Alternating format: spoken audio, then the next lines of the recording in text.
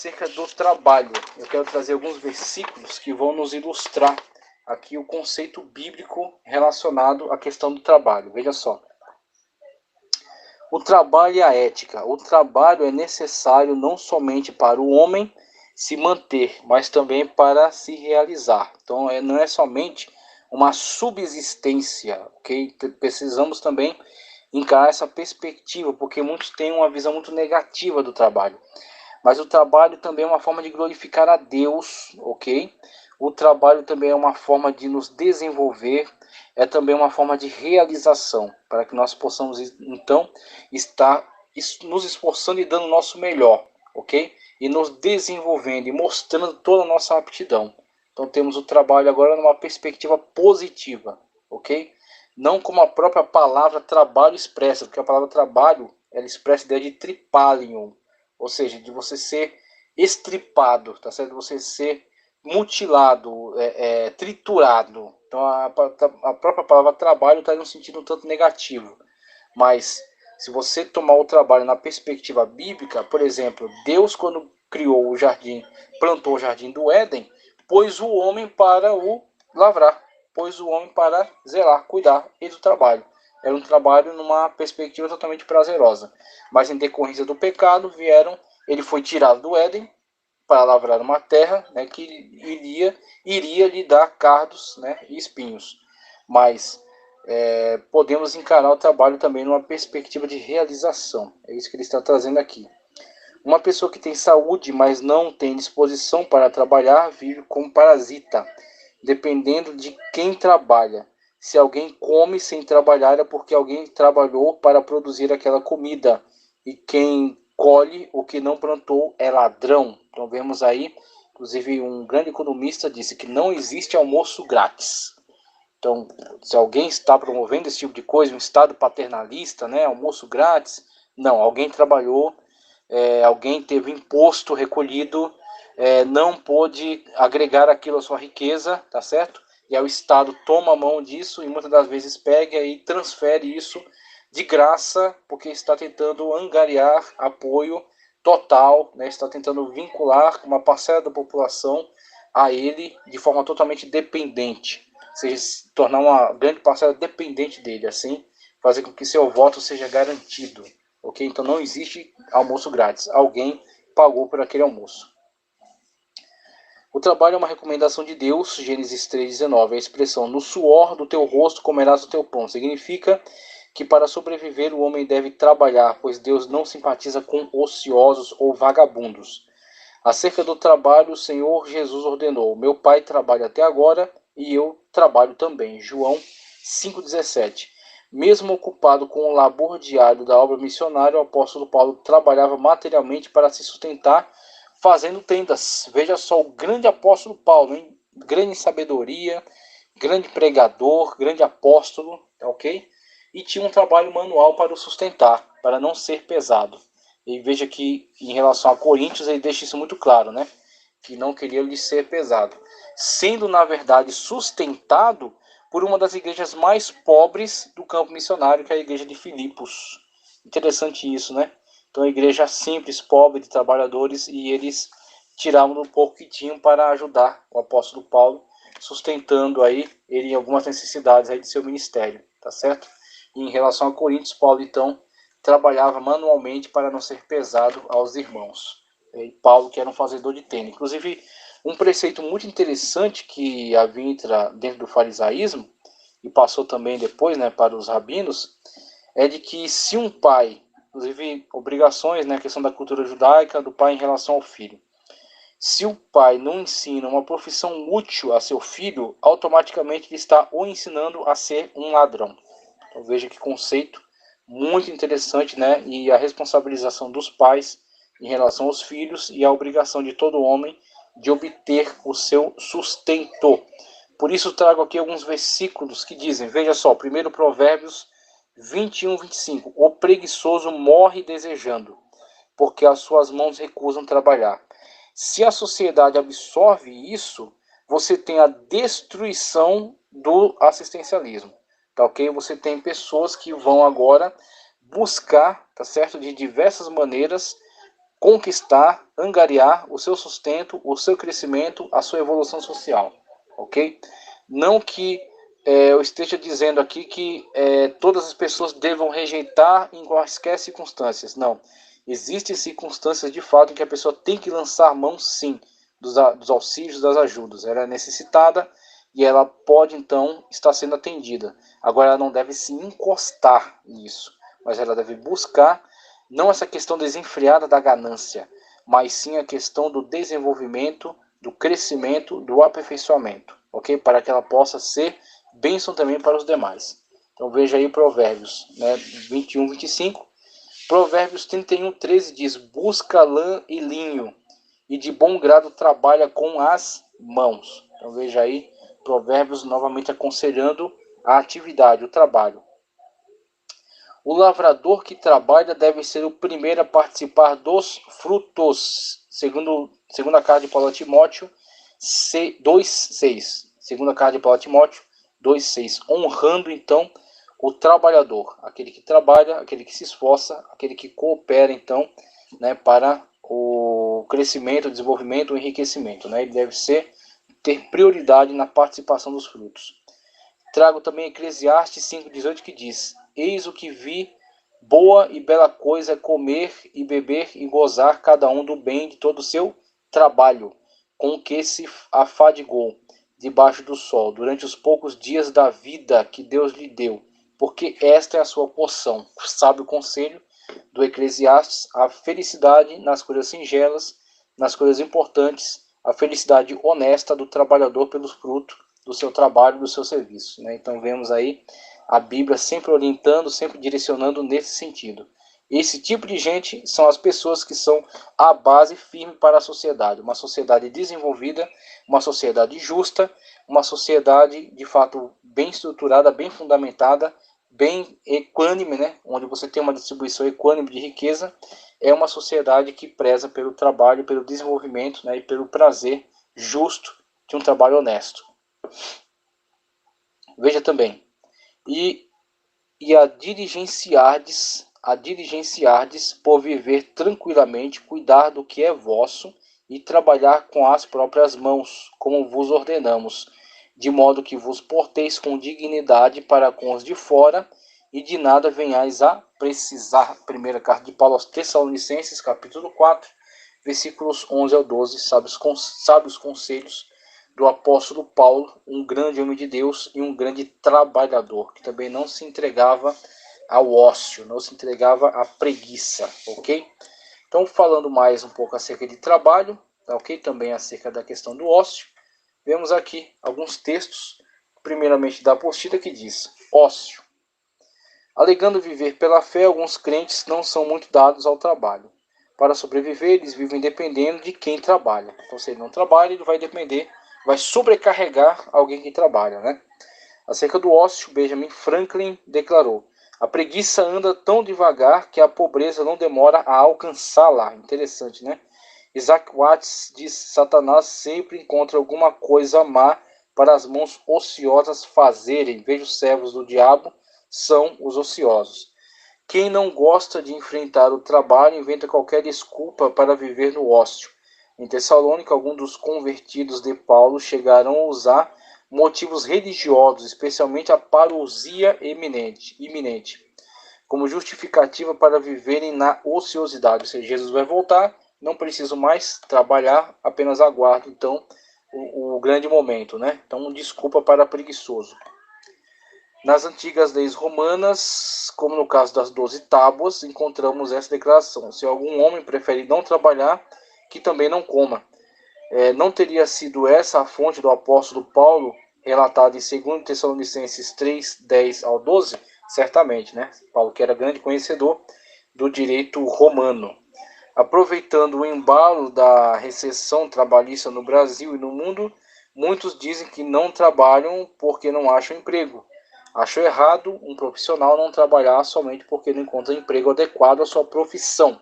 E aí entra aquela questão que eu já abordei, de certas situações da vida, nós temos que ser um tanto pragmáticos. Pragmatismo, aquilo que funciona. Então veja, às vezes a pessoa se preparou para uma determinada função, mas ele não está encontrando colocação no mercado naquele momento para esta função para a qual ele se especializou, se preparou. Mas ele deve elencar outras prioridades, como por exemplo, estar envolvido numa atividade, trazer o seu próprio sustento e fazer a manutenção daqueles que dependem dele, né? Está atendendo aqueles que dependem dele, dependem da sua renda, dos seus bens. Então, para isso, ele terá que se submeter muitas das vezes a um trabalho que não é necessariamente aquele que ele deseja, aquele para o qual ele se preparou. Então, ele tem, em algum momento, em alguma situação, ele precisou adotar uma postura um tanto mais pragmática. Não é o trabalho que ele deseja, não é o trabalho para o qual ele se preparou, mas é o trabalho que ele tem. Ok? Então, não pode largar, pode abandonar então essa oportunidade dada. E aí, muitas pessoas sofrem porque não conseguem compreender essa situação. Inclusive, falando acerca de ócio, eu até ilustro aí com a fábula, né, do gafanhoto e as formigas. E a Bíblia Sagrada usa muito o exemplo das formigas, né? O preguiçoso vai ter com a formiga. Aí vê se a atividade intensa dela construindo, né, trazendo ali os objetos que é necessário para a construção, para a manutenção, para o seu sustento, né? Então há uma atividade constante e ela é utilizada então como exemplo, e nessa fábula é colocada em contraste com a atitude da cigarra, né? Claro que a fábula tem apenas um objetivo na lição de moral, né? Entre aquele que é vagabundo, aquele que é descompromissado, aquele que é preguiçoso e aquele que é de fato trabalhador e construtivo, né? Como um tem o seu sustento e o outro passa fome. Ócio só deve ser permitido por motivo de doença. Existem pessoas que não trabalham por motivo de doença. Isso é justificável, mas tem muita gente por aí com perfeita saúde que se falar em trabalho para eles é uma ofensa. São os preguiçosos que precisam se matricular na escola das formigas. Ele usa o exemplo aqui também, né? O trabalho faz parte da natureza humana. O homem foi criado para trabalhar e não para viver uma vida de pura ociosidade. Baseando-se em Gênesis 3:19, alguns têm dito que o homem não foi criado para trabalhar. Trabalho é consequência do pecado. Mas em Gênesis 1:28, o Senhor Deus disse que o homem deveria sujeitar a terra e exercer domínio sobre os peixes do mar, as aves do céu e sobre todo animal. Então veja, no cerne da criação do homem e da sua ação e da sua atividade não está o ócio e a preguiça, mas sim a atividade, o trabalho, a manutenção, a cooperação com Deus para o cuidado da criação, aquilo que foi criado e colocado nas suas mãos para ser cuidado, para se dar a correta manutenção. Sujeitar a terra, controlar, né, estar administrando todos os bens que foram dados por Deus a ele. Comentando o texto de 2 Tessalonicenses 3:10, João Calvino, que foi um grande atuante aí em Genebra, né, na Suíça, que hoje é um dos maiores, um dos países mais ricos do mundo, né, país aí influenciado por essa ética protestante. João Calvino disse: não há que duvidar que a indolência e o ócio são amaldiçoados por Deus. Além disso, sabemos que o homem foi criado com isso em vista, que ele fizesse algo. Não apenas as Escrituras nos dão esse testemunho, mas a própria natureza assim o ensina aos pagãos. Paulo censurou aqueles preguiçosos e indolentes que viviam do suor alheio, ao mesmo tempo em que não contribuíam com algum serviço para ajudar a raça humana. Aí vemos, né, a repreensão, e quando essa repreensão ela é incorporada, ela é ouvida e ela é atendida prontamente, nós temos um desenvolvimento que é testificado pelos países protestantes de ética prioritariamente protestante, que são também os países mais ricos do mundo, como já dissemos, né? Trabalho honesto, ele fala, para o crente não basta só trabalhar, mas trabalhar honestamente. Por quê? Veja aí naquilo que já abordamos, na questão da ética teleológica, ou seja, a ética que tem compromisso com um fim, com uma finalidade última. Então o crente tem um compromisso com um fim, com uma finalidade, que é a glória de Deus. Sendo assim, não é qualquer tipo de trabalho que é justificável só porque é uma atividade, porque traz lucratividade. Ok? Então, essa coisa de os fins justificam os meios é uma besteira, é uma loucura, é um absurdo. Não existe esse negócio de os fins justificam os meios. você tem um fim a cumprir e você tem os meios corretos para chegar até ele.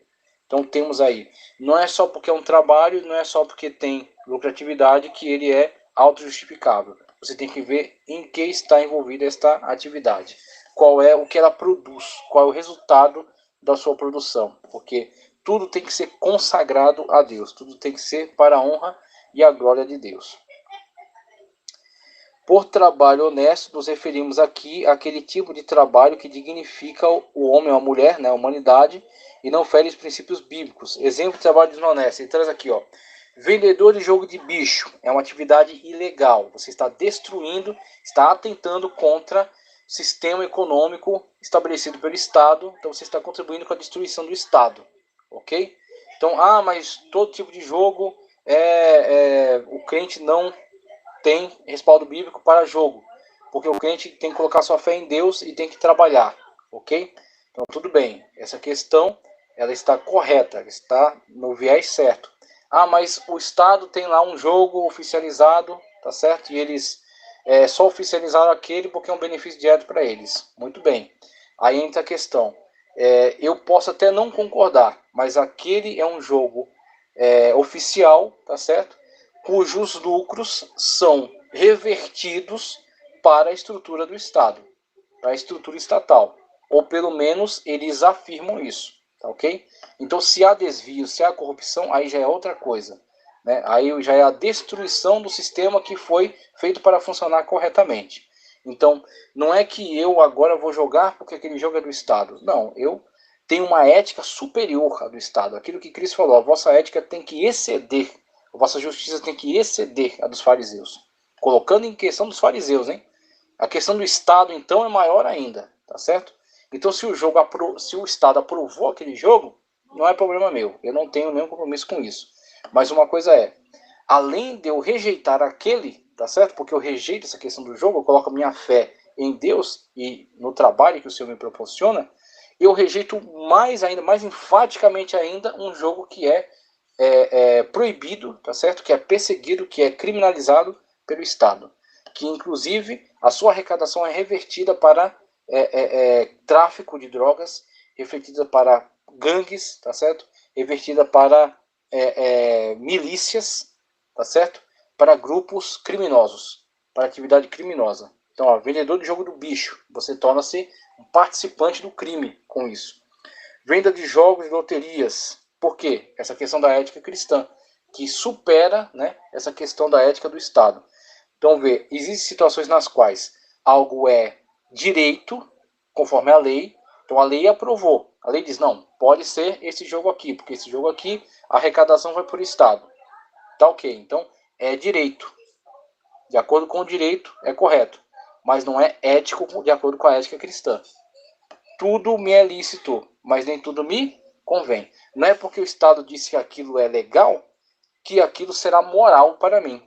Então a moral cristã rejeita, tá certo? Mesmo que o Estado aprove. Vender jogos de loterias, venda de produtos ilegais, obviamente, né? Casa de bingo, então participar desse tipo de atividade, boates, então você está se colocando ali numa situação na qual você está sendo tentado, na qual a sua imagem está sendo destruída, né? Uma vez envolvida ali com aquele tipo de atividades, trabalhar em motéis, casos de prostituição e danceterias. Então ele traz aqui esses conselhos. Então isso aqui não é que ele está impondo leis, tá? Então ele não tem essa autoridade para impor leis, para determinar que você vai ou não vai fazer esse tipo de trabalhar esse tipo de ambiente. Mas ele está trazendo aqui um viés, uma orientação, uma luz. Falou, esse tipo de atividades são atividades, algumas delas criminosas e outras desaconselháveis. Então, mesmo que uma pessoa esteja por necessidade envolvida com uma atividade dessa, ela tem que buscar de todos os meios se afastar disso, para que ela possa exercer a sua fé, ela possa continuar a sua caminhada cristã sem esses empecilhos. Então é isso que nós temos colocado para que nós possamos nos guiar bem no caminho do Evangelho. Considerando que a ocupação do crente é promover na terra o reino de Deus e a sua justiça, como poderia ele fazer isso exercendo uma profissão num trabalho desonesto que tem o objetivo de promover o reino de Satanás? Se algum leitor nesse momento se acha profissionalmente ocupado em algum trabalho desonesto, não se precipite em abandoná-lo. Ore a Deus e comece desde agora a procurar um novo emprego, pois é a partir dessa atitude que Deus irá lhe julgar. Então veja aí o conselho, o bom conselho que ele deu. Ele deu uma orientação primeiro em relação àquilo que é primeiro criminoso e depois desaconselhável, né? Então situações até, trabalhar a pessoa é camareira num motel, ok? Ela não está lá se prostituindo, ela está lá fazendo a limpeza e fazendo a arrumação. Só que o ambiente é insalubre, o ambiente é ruim. Então o que acontece? Ela está ali, mas ela não necessariamente precisa permanecer. Então ela com sabedoria vai buscar a recolocação em outro lugar. Não é que ele estivesse cometendo algo nem profano, né? Não estava se prostituindo, e nem criminoso. Ela não estava exercendo nenhuma atividade ilegal. Mas ele está num lugar que não é bom, não é favorável, não é saudável ao exercício de sua fé. Tá, ok? Então temos que trazer esse conselho, né? Colocar esse conselho e contar com o empenho, contar com a dedicação da pessoa em buscar aquilo que esteja de um modo a que ela possa viver a sua vida cristã, a sua caminhada cristã, tá certo? Não ter nenhum tipo de empecilho nesse sentido e poder dar o seu testemunho da melhor maneira possível, tá ok? Então aí é onde nós vamos começar a eleger, né, as nossas prioridades. Os textos que eu mencionei são Provérbios 26:13. Diz o preguiçoso: um leão está no caminho, um leão está nas ruas. Busca desculpas, inventa qualquer pretexto, inventa qualquer desculpa para não assumir as suas responsabilidades, né? Então veja aí como Provérbios coloca nesses termos aí. Provérbios 20, verso 4. O preguiçoso não lavra por causa do inverno, pelo que na cega procura e nada encontra. Veja que ele sempre se vale de situações que são difíceis, desfavoráveis para manter a sua inércia, né, para não entrar em ação. Então, quando ele assim o faz, ele está construindo sua própria desgraça, ele está construindo sua própria derrota, sua própria destruição. Vai ter com a formiga, ó preguiçoso, considere os seus caminhos e ser sábio. Provérbios 6:6, que inclusive ilustramos aí, né, com esta imagem relacionada à fábula da formiga. Quero trazer rapidamente aqui uma questão ligada ao empregador. Eu vou deixar a questão da ética social e ética social cristã para a próxima aula. Mas veja, a questão do empregado e empregador. Primeiro, o texto que diz: o relacionamento do patrão com o empregado é puramente comercial. O patrão compra do empregado a sua mão de obra e o seu trabalho por um determinado valor justo. E como na lei da oferta e da procura existe sempre um relativismo. Há sempre uma oportunidade para haver injustiça da parte dos dois, tanto do patrão em relação ao empregado, como do empregado em relação ao patrão. Mas tanto o patrão como o empregado cristão deve se subordinar à justiça trabalhista e social para não se acharem em falta perante Deus. Aí veja que tanto um quanto o outro tem um juiz máximo que não é a lei trabalhista, nem são os fóruns, tá certo? Que julgam a lei trabalhista, né? Mas sim o Deus, tá certo? Que analisa e que escrutina, esquadrinha cada ação de nossa vida, em todos os aspectos. É onde a gente vê, lá atrás a gente viu, né, uma divisão que foi feita entre ética cristã e ética social, ok? Esse dualismo que foi estabelecido aí desde Tomás de Aquino, depois Lutero, de certa forma, não alterou isso aí, e acabou ficando a vida secular e a vida religiosa, cada uma vinculada a um determinado tipo de ética. Uma ética social, fundamentada na filosofia humana, e outra ética cristã, fundamentada na Bíblia.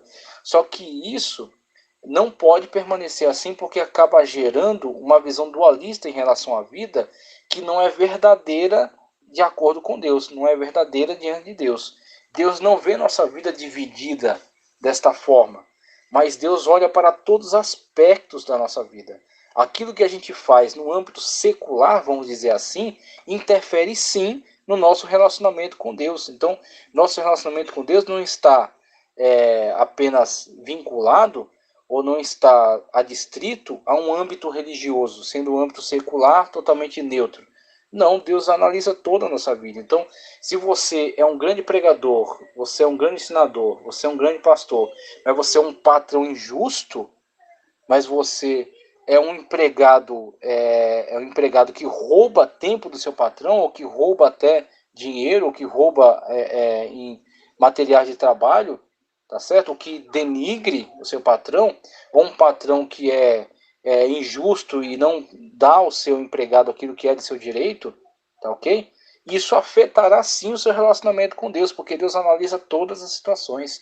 E aí nós vimos que, na verdade, essa dualidade ela tem que ser destruída, porque ela é artificial. Deus analisa toda a nossa vida como a nossa vida como um todo, como um inteiro, tá ok? Então, essas questões afetam sim nosso relacionamento com Deus, e Deus está olhando, está julgando cada aspecto dela.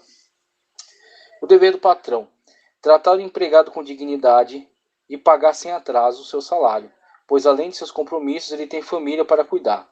O patrão crente não deve se espelhar em muitos empregadores mundanos que se aproveitam de seus empregados usando de artimanhas para não pagar em dia seus salários e os direitos trabalhistas. Então ele deve se destacar de toda essa sociedade injusta, ok? E deve então exercer a sua fé não somente na igreja, deve exercer a sua fé também na sua forma de lidar com seus empregados, na sua empresa, no trânsito, na rua, no mercado, na vila, tá certo? E também na sua empresa, da mesma forma, porque a sua vida é um todo, um inteiro que está diante de Deus, não está subdividido em seções. O dever do empregado: o empregado deve ser recíproco para com seu patrão no que diz respeito ao bom tratamento. Se o patrão não for crente, deve dar bom testemunho, desempenhando com eficiência suas tarefas. Se o patrão for crente, não deve abusar dessa familiaridade. Muito bom, hein? Por exemplo, quando os apóstolos dão essas orientações que a gente vai ver já, quero fundamentar com versículos bíblicos. Nunca se esqueça que ele está pagando pelo seu trabalho, e se você, em vez de trabalhar, enrola, você está fraudando-o. Isso é pecado. O empregado que quiser manter o seu emprego deve fazer o que for mandado, mas o empregado que quiser crescer no seu emprego deve fazer um pouco a mais daquilo que lhe for mandado. Cristo até usa, tá certo? A gente pode trazer também para essa área aqui. Ele usa: o servo que faz tudo aquilo que lhe for mandado é um servo inútil. Eu até me escandalizei quando eu li isso a primeira vez, porque eu falei: se ele fez tudo que foi mandado, né, então ele cumpriu com a sua função. Só que aí Cristo coloca: ele apenas se atenta ao que foi mandado, mas ele não é proativo, no sentido de ver aquilo que é preciso para o bom funcionamento de toda a casa. Então, quando o servo é inteligente, é sábio, é entendido, ele não está só se atentando àquilo que necessariamente foi mandado, mas ele se antecipa e vê aquilo que é necessário, ok? É onde ele entra, ele começa a se tornar uma pessoa relevante, uma pessoa importante, uma pessoa imprescindível, e o seu Senhor o coloca como diretor de todas as coisas. Foi o que aconteceu com José, né? José era tão eficaz, tão eficiente no que estava fazendo e tão comprometido com o seu Deus, porque ele não foi tão eficiente para Potifar por causa de Potifar, e nem foi tão eficiente na cadeia por causa do capataz, mas sim porque ele estava fazendo para Deus. Então, de tal modo ele era eficiente naquilo que ele fazia, que ele foi logo colocado como chefe na casa de Potifar. Então, mesmo estando como escravo, ele não se comportava como um escravo. Mesmo ele sendo colocado ali para trabalhar em escravidão, ele não se comportava como escravo. Mesmo ele sendo lançado na cadeia, ele não se comportava como um presidiário, mas ele se comportava sempre como servo de Deus, que de fato ele era. Aí quero fechar nossa aula aqui, que já estava bem extensa, com 3 leituras que vão nos orientar no sentido da questão do relacionamento trabalhista, né, de acordo com a Bíblia Sagrada. Veja só, 1 Tiago, primeira leitura, né, em Tiago 5, 1 ao 5, que diz: atendei agora, ricos, chorai, lamentando por causa de vossas desventuras, que vos sobrevirão. As vossas riquezas estão corruptas, as vossas roupagens comidas de traça. O vosso ouro e a vossa prata foram gastos de ferrugens, e a sua ferrugem há de ser por testemunho contra vós mesmos, e há de devorar como fogo as vossas carnes. Tesouros acumulastes nos últimos dias. Eis que o salário dos trabalhadores que ceifaram os vossos campos e que por vós foi retido com fraude, está clamando, e os clamores dos ceifeiros penetraram até os ouvidos do Senhor dos Exércitos. Olha que Deus faz justiça também nessa questão trabalhista. Essa questão de injustiça social também é visada também por Deus na sua ação. Ok? Tendes vivido regaladamente sobre a terra, tendes vivido nos prazeres, tendes engordado o vosso coração em dia de matança. Tiago, alertando acerca dessa injustiça e dizendo que isso não está passando batido, né? Não está sendo ignorado pelos olhos de Deus. Deus fará sim justiça. Nós temos que nos atentar para essas questões porque elas são também fundamentais, são importantes. Quero ler também Colossenses 4, 1 e 2. Senhores, tratai os servos com justiça e com equidade, certos de que também vós tendes Senhor no céu. Perseverai na oração, vigiando com ações de graças, responsabilização dos empregadores, sabendo eles que têm, agora crentes, né? Tem um Deus nos céus que também vigia todas as suas ações. E também aqueles que não são crentes que têm noção de que há sim um Deus que há de julgar todas as coisas. E não vai fazer essa separação de secular e sagrado. Isso é artificial, isso não existe. Deus vai julgar todas as coisas. Quero fechar com Filemon 1, 15 ao 19, que diz: Pois acredito que ele veio a ser afastado de ti temporariamente, falando de Onésimo, né? A fim de que o recebas para sempre, não como escravo. Ó, a alteração promovida por Paulo no status quo. Sem revolução, sem anarquia, sem conspiração contra o Estado, mudando o homem dentro do seu âmago, dentro da sua essência, ok? Passando a se relacionarem de uma forma pautada por outros padrões, que estavam completamente acima dos padrões estabelecidos pelo Estado romano, pelo direito romano, mudando o homem de dentro para fora, não de fora para dentro. Não como escravo, antes muito acima de escravo, como irmão. Maravilhoso.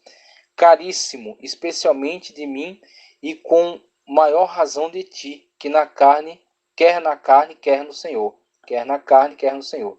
Se, portanto, me consideras companheiro, recebe-o como se fosse a mim mesmo. Paulo empresta a Onésimo, né, esta honra dele, chamando Filemon a receber agora aquele antigo escravo fugitivo, não como um mero escravo, mas como irmão, e ainda recebê-lo como o próprio Paulo, né?